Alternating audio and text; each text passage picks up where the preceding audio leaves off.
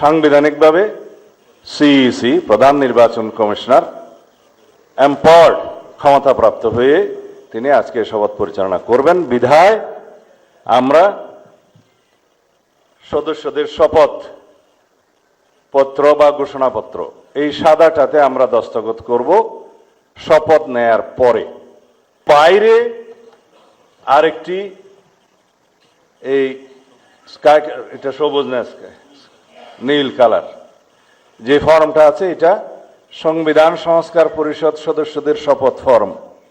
আমরা কেউ সংবিধান সংস্কার পরিষদের সদস্য হিসেবে নির্বাচিত হইনি এবং সংবিধানে এটা এখনো ধারণ করা হয়নি।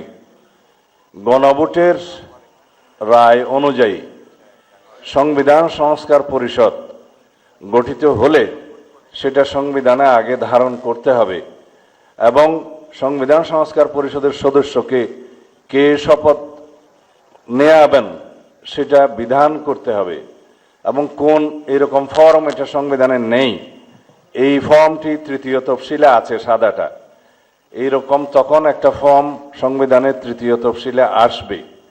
সেগুলো সাংবিধানিকভাবে জাতীয় সংসদে গৃহীত হওয়ার পরে তখন জাতীয় সংবিধান সংস্কার পরিষদের সদস্যদের শপথ নেয়ার বিধান করা যাবে। বিধায় আমরা এখন সাংবিধানিকভাবে এই পর্যন্ত আমরা এসেছি, আমরা সংবিধান মেনে এই পর্যন্ত চলছি এবং আশা করি সামনের দিনেও চলব। আমি মাননীয় চেয়ারম্যানের নির্দেশে ওনার উপস্থিতিতে আপনাদেরকে এই আমাদের দলীয় সিদ্ধান্তটা জানালাম। ধন্যবাদ সবাইকে।